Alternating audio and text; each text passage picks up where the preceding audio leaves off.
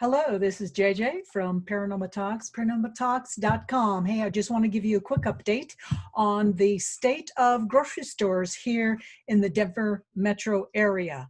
Just so you know what's going on in this part of the country, so you can compare it to what's going on in your area of the country. This might be helpful information, maybe to calm you and let you know that everything is still quite all right. So these are the grocery stores I toured. I actually toured 5 of them, but I'm going to just talk about these. I actually have videos on these grocery stores. I think you're not supposed to video record or photograph things in these grocery stores, but I did anyway. So again, I am a criminal.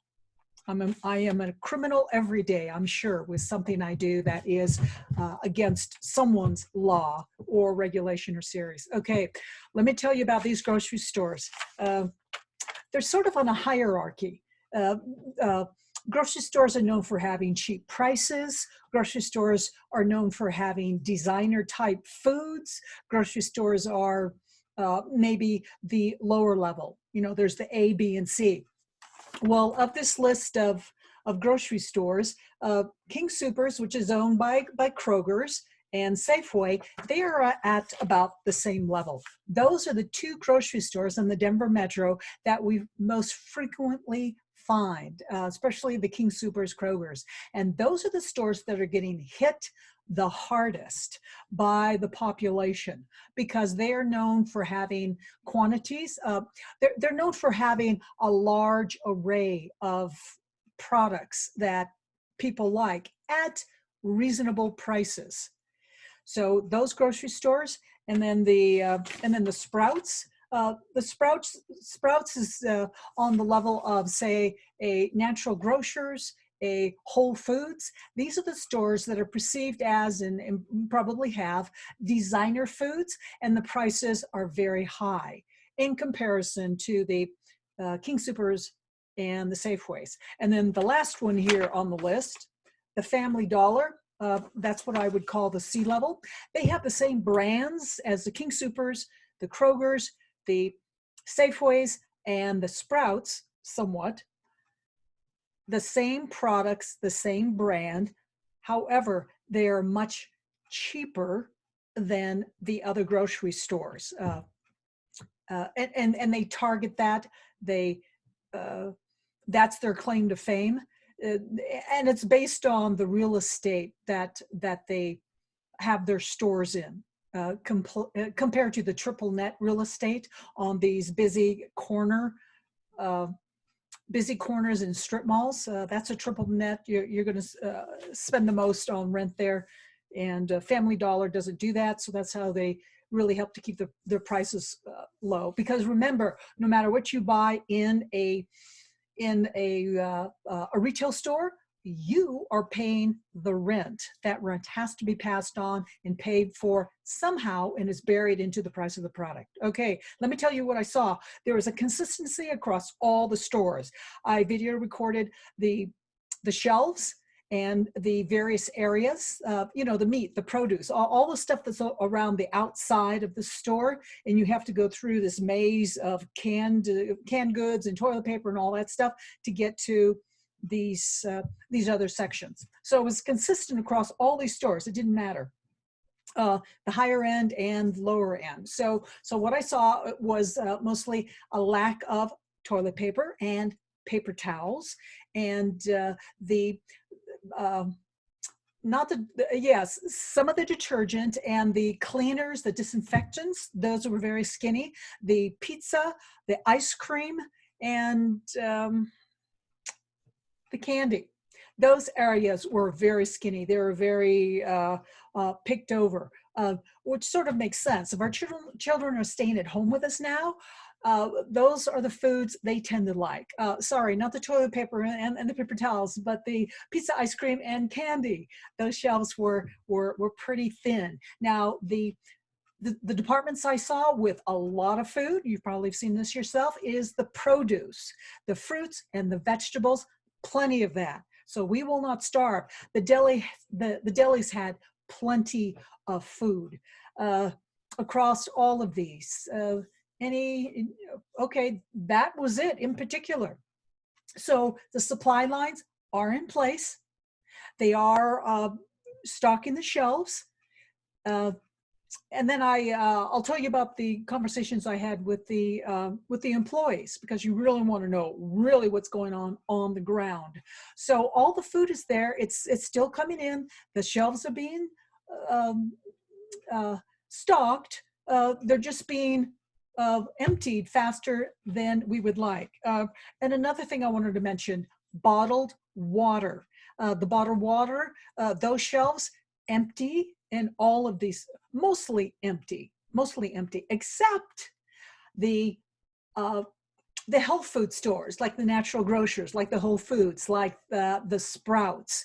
They had plenty of bottled water. In fact, everything on their shelves. The natural grocers and the Sprout stores, they're not picked over and hit as hard as the Krogers and the Safeways. They have plenty of food, plenty of canned goods, plenty of everything on the shelves. They may have limits to some items. If they have any kind of paper goods, they'll have limits to that. But otherwise, that level of store, the health food stores, they have plenty of food. So the supply trucks are showing up and doing a very good job.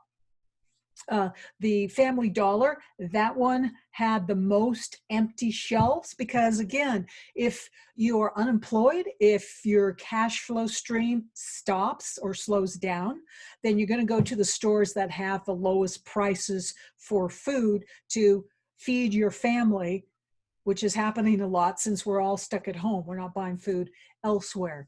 So the Family Dollars and the Dollar Trees, if they have food, they're really hit hard.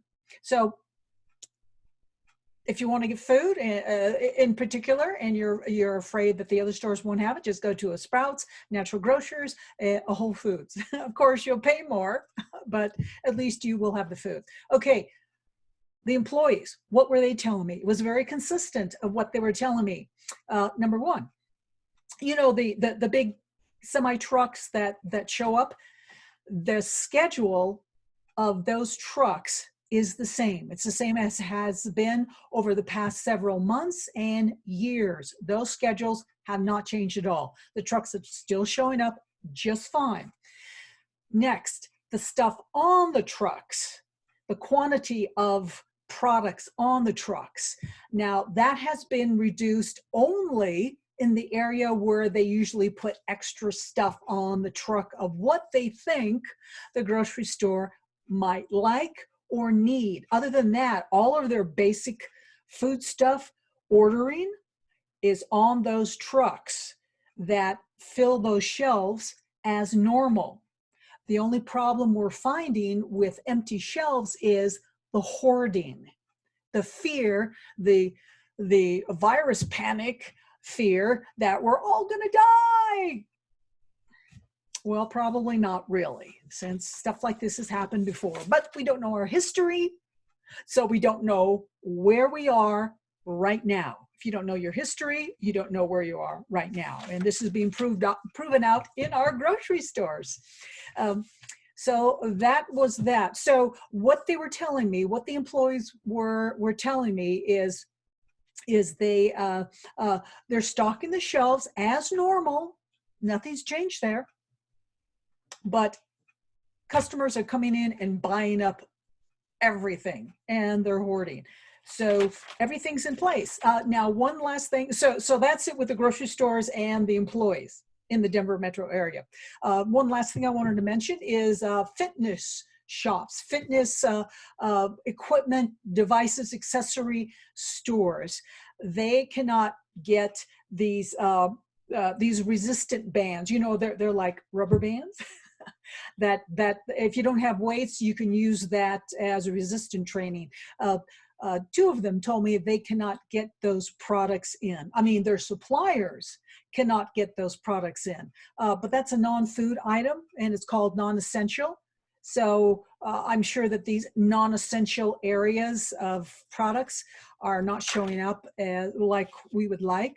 Besides that, those retail stores, some of them are closed anyway. So anyway, if this virus lockdown is going to work without killing us, not the virus, just the lockdown. They must keep us fed.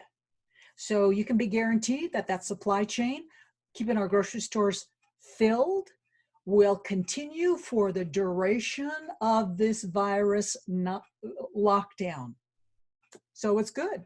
So that's my report from Denver, Colorado Metro. Just thought you'd like to know. Share it with your friends, compare notes, but everything is good and copacetic here in Denver, Colorado. So that's my update. This is JJ from Paranormal Talks. We'll be talking to you later, since what else are you going to do when you're locked down in your house? You make videos. Bye.